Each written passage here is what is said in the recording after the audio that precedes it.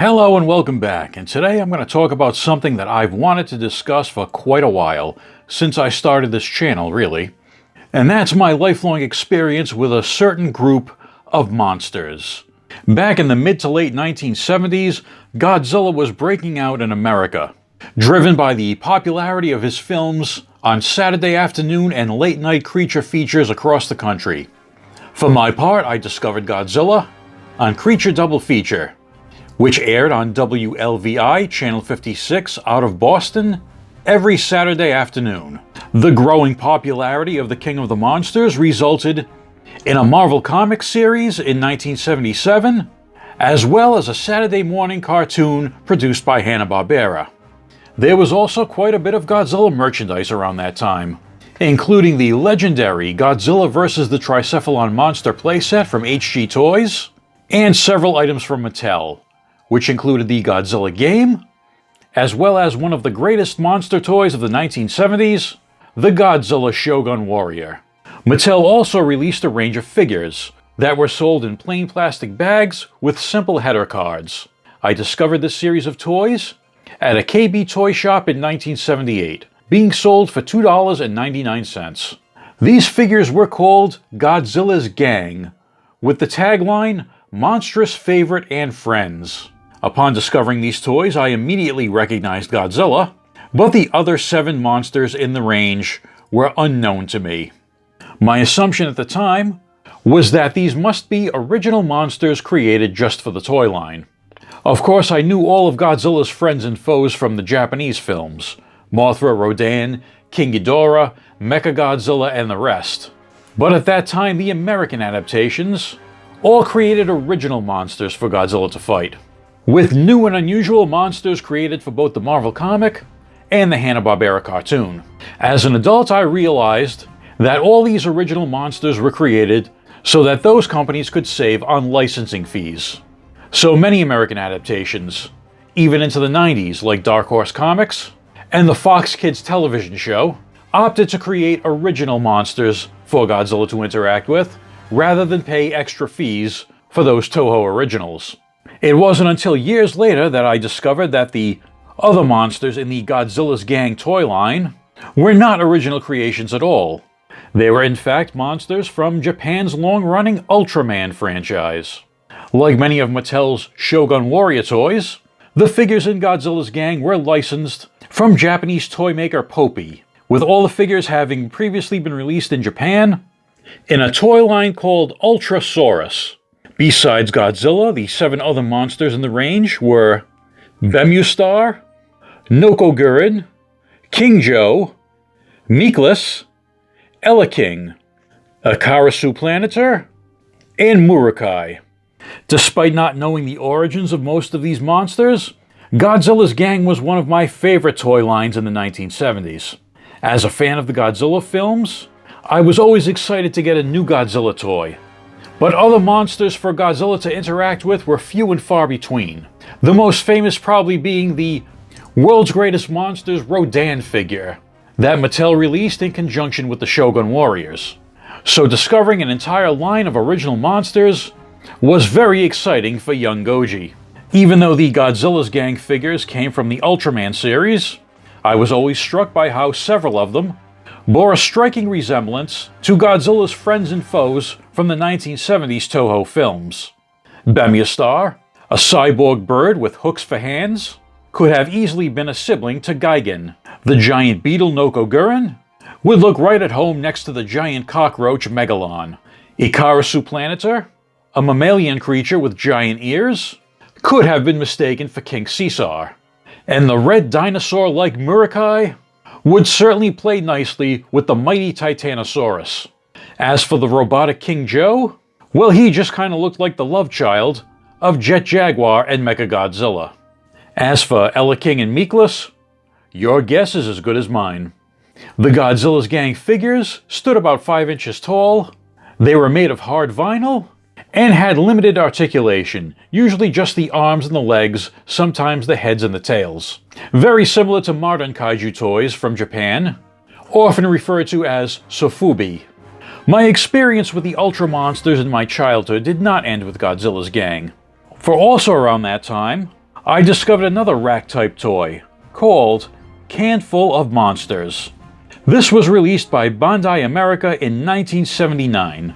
It was a plastic garbage can full of little rubber monster figures in various colors.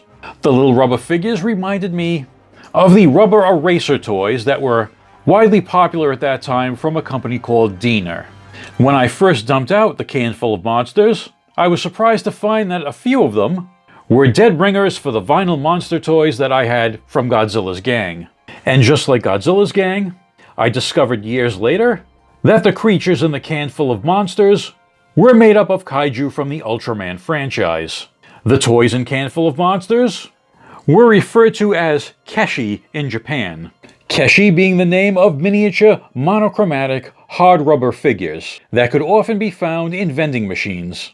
The most famous mainstream US release of keshi was probably done by Mattel in 1983, when keshi figures of fantastic-looking wrestlers created by Bandai in Japan were released in the US as Muscle, millions of unusual, small creatures lurking everywhere.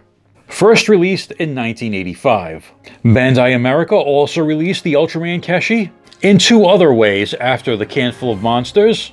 One as simply Handful of Monsters, which featured about a half dozen of the little creatures on a blister card, and Monster Toss, which was Can Full of Monsters packaged in with a paddle that you could put the Keshi on and try to flip them into the can. Throughout the 1980s, I saw hide nor hair of the Ultra Monsters, as all the franchises we know and love, He-Man, Transformers, G.I. Joe, Thundercats, and all the rest, took over boys' toy sections everywhere. It wasn't until the early 1990s, when the collector craze really kicked off, that I once again rediscovered the Ultra Monsters. But not in a toy store. It was browsing a flea market where I discovered a series of knockoffs called Super Dino Monsters. The Super Dino Monsters were a little smaller than the Godzilla's gang toys of the 70s, standing about 4 inches tall. The vinyl used to make them was a little softer, the paint details a little lighter, and the articulation a little less. But it was clear that these Super Dino Monsters were cut from the same cloth as the Godzilla's gang toys. I even saw my old friend Bemustar represented in the line, albeit in a smaller and less detailed form. At the time I found them at the flea market, the Super Dino Monsters were being sold for $1 each. So of course, despite being knockoffs, the whole series came home with me. But that wouldn't be my last experience with the Ultra Monsters in the 1990s. In 1990, a show was created called Ultraman Toward the Future, known as Ultraman Great in Japan. This 10th series in the Ultraman franchise lasted 13 episodes, and was actually a co-production between the South Australian Film Corporation and Tsuburaya Productions of Japan, the studio that created Ultraman. In the US, Ultraman Toward the Future was broadcast weekly in syndication from January 4th to March 28th, 1992. A series of toys to tie in with the program was created by DreamWorks Toys. No relation. The figures in the line were done in a 10-inch scale and included Ultraman, with a small version of Ultraman's alter ego, Jack Shindo, and 5 Ultra Monsters: Barangus, Majima, Garukadan, Killazee, and the creature that you see here, named Bogun. This figure gifted to me by Sal from 2 Cents Toys. There was also one vehicle released for the line, the Hummer, with a small figure of Charlie Morgan. One other figure and one vehicle were solicited for the line, but never released. That being the Gigasaurus and the Salt Top vehicle. There was also a playset created for this line, called the Clash and Thrash City playset. This playset had the Ultraman Toward the Future branding on it, but it was released by Bandai rather than DreamWorks. As far as the availability of the Ultraman Toward the Future toys, I only saw the general release toys in KB toy stores as part of one of their red/price discount promotions. I never actually saw the Bandai playset in person so I'm unclear on where or how that would have been released. Like most vinyl kaiju, there is a very limited amount of articulation on Bogun, and he is one of the strangest looking kaiju I have in my collection. With two heads, one being where a head should be, and one being where a head shouldn't be. There's a joint in the middle of his body between the two heads, but it barely moves. You can swing this giant tendril around, and he can slightly move his two flipper feet legs. And you can see how much bigger these DreamWorks toys were compared to the 5-inch Ultraman series figure. The Ultraman Toward the Future show and toy line didn't last very long, but for monster fans, the figures released in the toy line were very large and impressive. And since they were being sold as KB Red Slash figures, they were also quite inexpensive. When I began my new collection in 2019, I knew I wanted a representation of Godzilla's gang in my new collection. Luckily, Bandai Japan had me covered with their Ultra Monster 500 series, a range of Ultra Monster figures done in that same 5-inch scale as the Popey Ultrasaurus toys from decades earlier. So here we have King Joe, Meekless, Eleking, Bemstar, Zoa Murakai, and Alien Icarus. Unfortunately, they did not make a new version of Nokogurin, so standing in for him is the insect-like Antlar.